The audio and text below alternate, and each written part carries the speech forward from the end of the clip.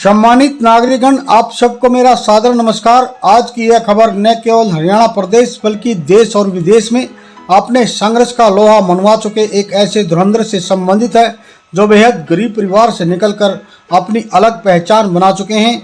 जी हां, चंद्रशेखर आजाद रावण, जो आज न केवल भारत देश बल्कि पूरे विश्व में एक चर्चित राजनीतिक हस्ती के रूप में अपना स्थान बना चुके हैं। पहले भीम आर्मी का गठन किया।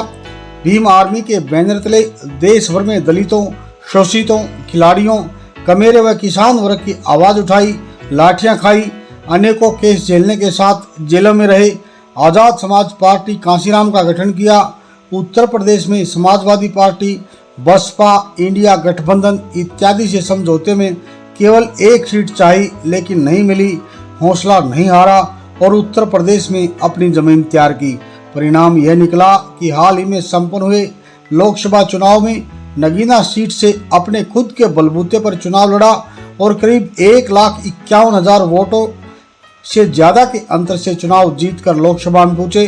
अब उनकी पार्टी की नज़रें निकट भविष्य में होने जा रहे हरियाणा विधानसभा चुनाव पर है। इसके लिए उन्होंने अपने संगठन को सक्रिय कर दिया है। इसी कड़ी में मंगलवार को भीम आर्मी के हरियाणा प्रदेश अध्यक्ष कमल कुमार बराड़ा जींद पहुंचे और एक राजनीतिक कार्यक्रम में शिरकत करने के दौरान मीडिया से खुलकर बातचीत की।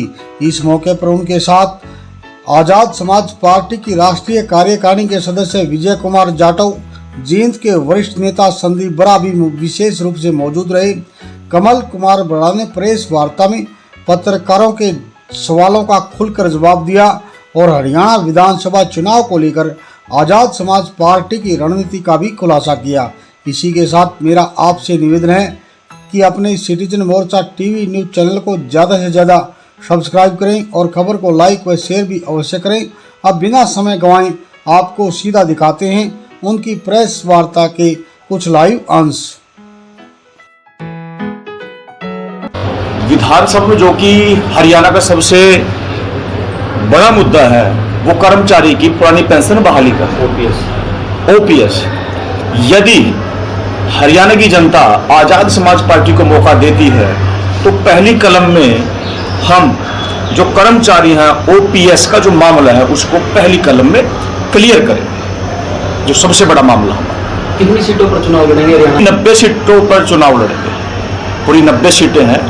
पूरी 90 सीटों पर हम हुंकार भरेंगे और जिनमें से कुछ सीटें ऐसी हैं जहां से हम जैसे माननीय चंद्रशेखर आजाद जी नगीना से जीत कर आए हैं और हरियाणा में भी एक बहुत मजबूती से जो है हम रिजल्ट देने के लिए तैयार हैं। जींद जिले की कार्यकारिणी कब तक गठित हो जाएगी? जींद जिला की कार्यकारिणी हो सकता है संडे को, इस एतवार को वैसे कार्यकारिणी गठित है, सिर्फ उसको लेटर पैड पे जारी करना है, बाकी सब किया हुआ है। धन्यवाद सर।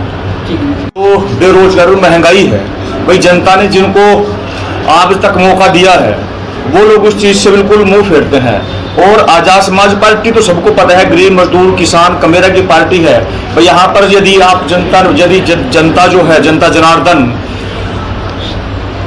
अपना कीमती वोट दे करके आज़ाद समाज पार्टी के प्रत्याशियों को संसद तक पहुंचाएगी, विधानसभा तक पहुंचाएगी, तो भाई इस देश को नोट कर लीजिएगा, इस देश को दोबारा फिर सोने की चिड़िया बनाने का काम आज़ाद समाज पार्टी करेगी। जो कि महंगाई के नाम पर, बेरोजगारी के नाम पर, आज हरियाणा की बात करूंगा तो हरियाणा में बेरोजगारी इतनी है कि यहाँ के जो युवा हैं वो फॉरेन में जाकर रहने के लिए मजबूर हो गए हैं, छोटी छोटी कंट्रियों में, क्योंकि यहाँ बेरोजगारी, शिक्षा दर, चिकित्सा सब जीरो है। ये जो खोखली राजनीति जो बीजेपी की सरकार कर रही थी या कांग्रेस ने अभी तक की है या इनेलो ने की है, ये खोखली राजनीति अब वो नहीं चलेगी हरियाणा में। हरियाणा की जनता समझदार हो चुकी है, हरियाणा का वोटर ताकतवर हो चुका है। अब वो वोट की चोट से इन आने वाले चुनाव में जवाब देगा कि अब ये तानाशाही नहीं चलेगी, अब देश में आज़ाद समाज पार्टी और भाईचारे की सरकार चलेगी। हरियाणा के जुमला अभी याद आया, अभी 3 महीने बाद चुनाव है, मुख्यमंत्री जी को अभी याद है ये चीज? 10 साल निकाल दिए।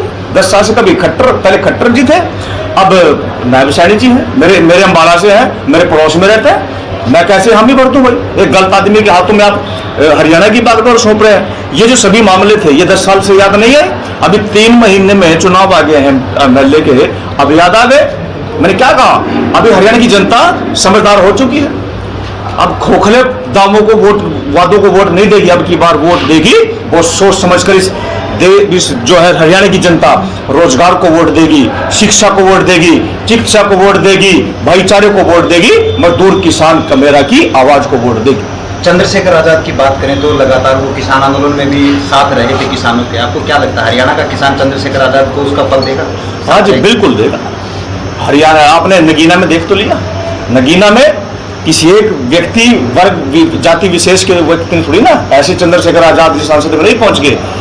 हरियाणा में भी यहाँ पर एक बहुत सुंदर गुलदस्ता खिलने वाला है, जिसमें सभी बगीचों के फूल लिखेंगे आपको, सभी जाति और धर्म के लोग आएंगे और यहाँ पर एक मजबूत व्यवस्था आप लोगों को देकर के जाएंगे। हरियाणा की ये बात करें तो आजाद समाज पार्टी संविधान बचाओ की हुंकार भरती है, दबे कुचले लोगों की बातें करती है। क्या हरियाणा में आजाद समाज पार्टी का मुख्यमंत्री का चेहरा दलित होगा?